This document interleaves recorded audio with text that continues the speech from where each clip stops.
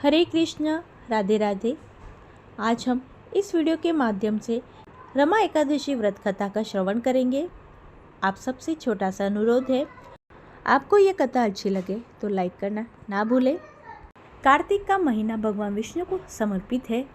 भगवान विष्णु इस समय शयन कर रहे होते हैं और कार्तिक शुक्ल एकादशी को वे 4 मास बाद जागते हैं। लेकिन कृष्ण पक्ष में जितने भी त्योहार आते हैं उनका संबंध किसी न किसी तरह से माता लक्ष्मी से भी होता है।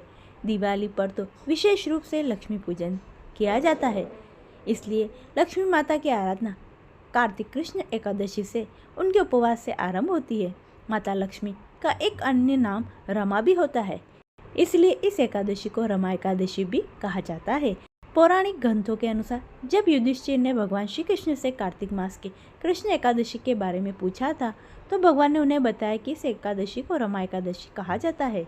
इसका व्रत करने से जीवन में सुख समृद्धि और अंत में वैकुंठ की प्राप्ति होती है। रमा एकादशी व्रत कथा। धर्मराज युधिष्ठिर कहने लगे, हे भगवान, कार्तिक कृष्ण एकादशी का नाम क्या है? इसकी विधि क्या है? इसे करने से क्या फल मिलता है? आप मुझे विस्तार पूर्वक बताइए। भगवान श्री कृष्ण बोले, कार्तिक कृष्ण पक्ष की एकादशी का नाम रमा है। यह बड़े बड़े पापों का नाश करने वाली है। इसका महात्म्य मैं तुमसे कहता हूँ, ध्यानपूर्वक सुनो। हे राजन, प्राचीन काल में मुचुकुंद नामक एक राजा था। उसकी इंद्र के साथ मित्रता थी और साथ ही यम, कुबेर, वरुण और विभीषण भी उनके मित्र थे। यह राजा बड़ा धर्मात्मा, विष्णु भक्त और न्याय के साथ राज करता था। उस राजा की एक कन्या थी जिसका नाम चंद्रभागा था। उस कन्या का विवाह चंद्रसेन के पुत्र शोभन के साथ हुआ था। एक समय वह शोभन ससुराल आया। उन्हीं दिनों जल्दी ही पुण्यदायिनी एकादशी रमा भी आने वाली थी। जब व्रत का दिन समीप आया तो चंद्रभागा के मन में अत्यंत सोच उत्पन्न हुआ कि मेरे पति अत्यंत दुर्बल हैं और मेरे पिता की आज्ञा अति कठोर है। दशमी को राजा ने ढोल बजाकर सारे राज्य में घोषणा करवा दी कि एकादशी को भोजन नहीं करना चाहिए। ढोल की घोषणा सुनते ही शोभन को अत्यंत चिंता हुई और अपनी पत्नी से कहा, हे प्रिय, अब क्या करना चाहिए? मैं किसी प्रकार भी भूख सहन नहीं कर सकूंगा। ऐसा उपाय बताओ जिससे मेरे प्राण बच सके, अन्यथा मेरे प्राण अवश्य ही चले जाएंगे। चंद्रभागा कहने लगी, हे स्वामी, मेरे पिता के राज में एकादशी के दिन कोई भी भोजन नहीं करता है। हाथी, घोड़ा, ऊंट, बिल्ली, गौ आदि भी तृण, अन्न, जल आदि ग्रहण नहीं कर सकते। मनुष्य का तो कहना ही क्या। यदि आप भोजन करना चाहते हैं तो किसी दूसरे स्थान पर चले जाएं, क्योंकि यदि आप यहीं रहना चाहते हैं तो व्रत अवश्य करना पड़ेगा। ऐसा सुनकर शोभन कहने लगा, हे प्रिय, मैं अवश्य व्रत करूंगा।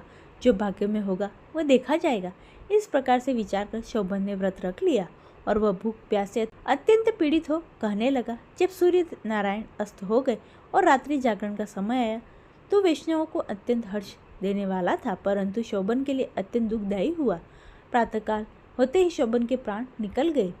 तब राजा ने सुगंधित काष्ठा से उसका दाह संस्कार करवाया, परंतु चंद्रभागा ने अपने पिता की आज्ञा से अपने शरीर को दग्ध नहीं किया और शोभन की अत्यंशी क्रिया के बाद अपने पिता के घर में ही रहने लगी। रमा एकादशी के प्रभाव से शोभन को मंदराचल पर्वत पर धन धान्य से युक्त और शत्रुओं से रहित एक सुंदर देवपुर प्राप्त हुआ।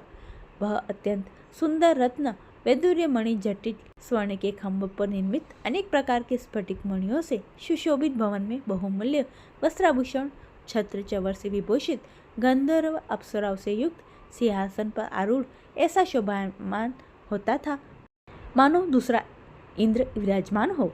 एक समय मुचुकुंद नगर में रहने वाले एक सोम शर्मा नामक ब्राह्मण तीर्थ यात्रा करता हुआ घूमता घूमता उधर जा निकला और उसने शोभन को पहचान लिया कि वह राजा का जमाई शोभन है।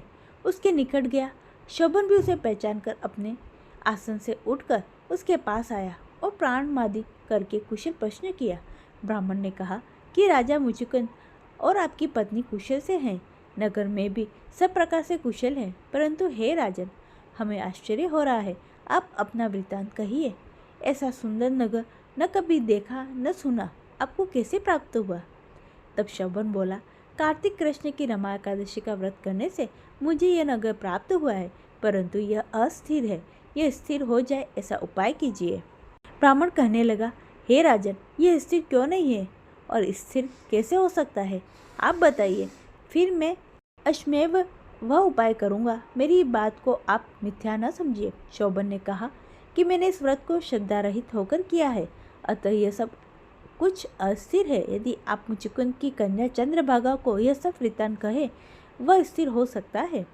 ऐसा सुनकर उस श्रेष्ठ ब्राह्मण ने अपने नगर लौटकर चंद्रभागा से सब वृत्तांत कह सुनाया। ब्राह्मण के वचन सुनकर चंद्रभागा बड़ी प्रसन्नता से ब्राह्मण से कहने लगी, हे ब्राह्मण, यह सब बातें आपने प्रत्यक्ष देखी है या स्वप्न में बातें कर रहे हैं? ब्राह्मण कहने लगा, हे पुत्री, मैंने महावन में तुम्हारे पति को प्रत्यक्ष देखा है, साथ ही किसी से विजय न हो ऐसा देवताओं के नगर के समान उसका नगर भी देखा है। उन्होंने यह भी कहा कि वह स्थिर नहीं है, जिस प्रकार वह स्थिर रह सके सो उपाय करना चाहिए। चंद्रभागा कहने लगी, हे विप्र, तुम मुझे वहां ले जाओ। मुझे पतिदेव के दर्शन की तीव्र लालसा है। मैं अपने किए हुए उस पुण्य से उस नगर को स्थिर बना दूंगी। आप ऐसा कार्य कीजिए जिससे उनका हमारा संयोग हो, क्योंकि वियोगी को मिला देना महान पुण्य है। सोम शर्मा ये बात सुनकर चंद्रभागा को लेकर मंदराचल पर्वत के समीप वामदेव ऋषि के आश्रम पर गया। वामदेव जी ने सारी बात सुनकर वेद मंत्रों के उच्चारण से चंद्रभागा का अभिषेक कर दिया। तब ऋषि के मंत्र के प्रभाव और एकादशी के व्रत से चंद्रभागा का शरीर दिव्य हो गया और वह दिव्य गति को प्राप्त हुई।